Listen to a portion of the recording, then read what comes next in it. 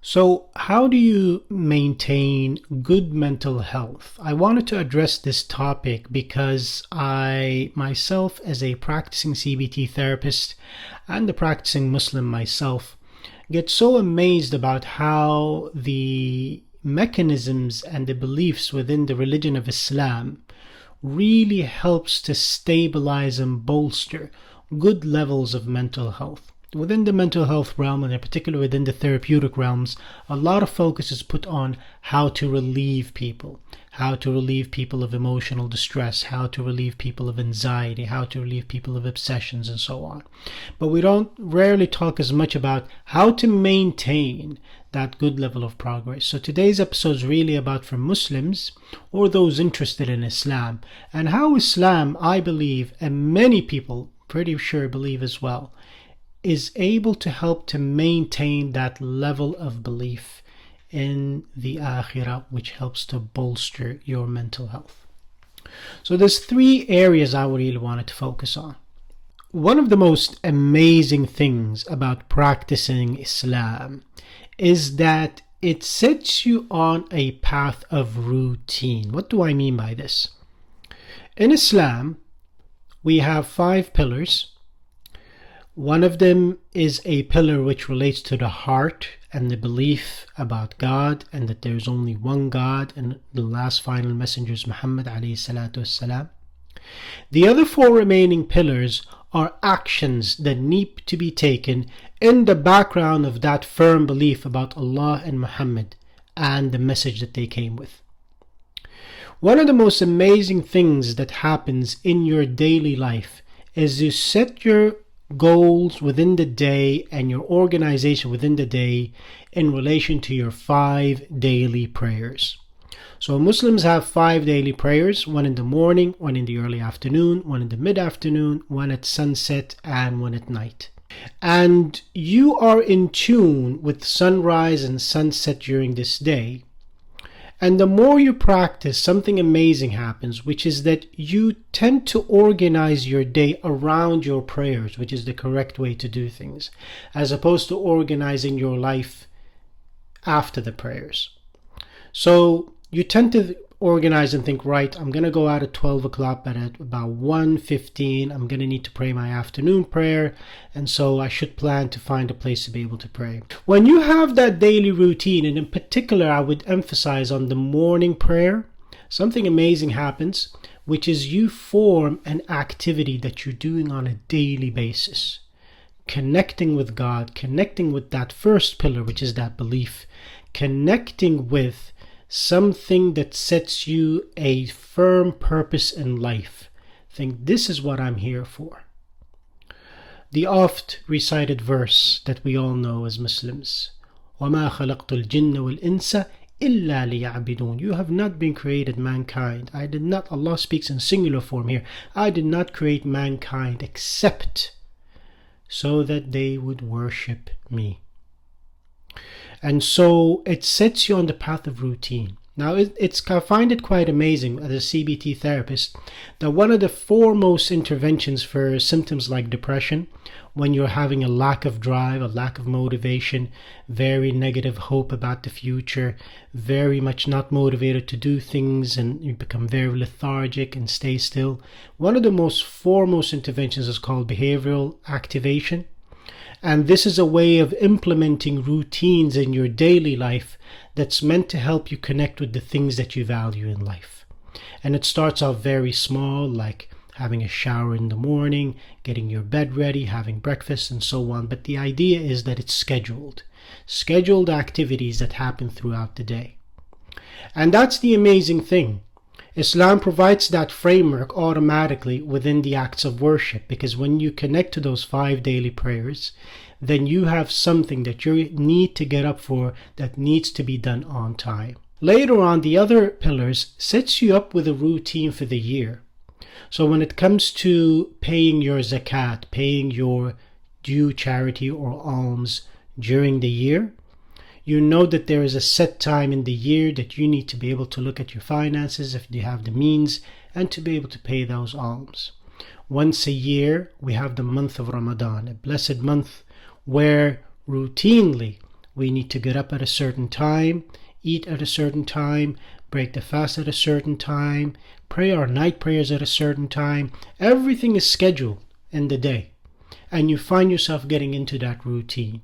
And that's one of the most powerful ways the practice within Islam, I believe, really helps. Once you connect with it, once you affirm it within you that it's something that you value, that you really believe in, it really sets you forth into a good trajectory for your mental health. The second part, which upon reflection I thought was really, really powerful in maintaining good mental health within Islam, is actually holding firm belief. And by that I mean Islam is a journey, it's a way of life. There's lots of activities that's done as part of your daily practice and yearly practice. But it's all set in the backdrop of this strong belief that actually all of this means something. It has meaning.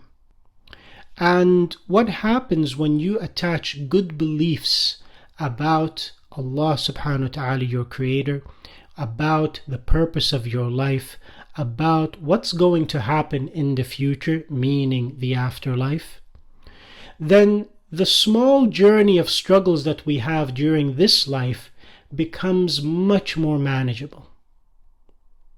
It's as if someone who's very depressed and hopeless, and you tell him, actually, there's really good news, guaranteed, absolutely guaranteed.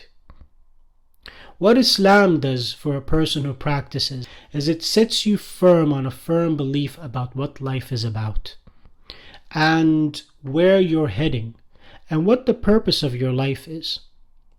So when people get really anxious or they get really depressed, one of the things that really changes in their frame of mind is they have some negative beliefs about perhaps who they are as a person and what they mean to society and what their prospect is for the future.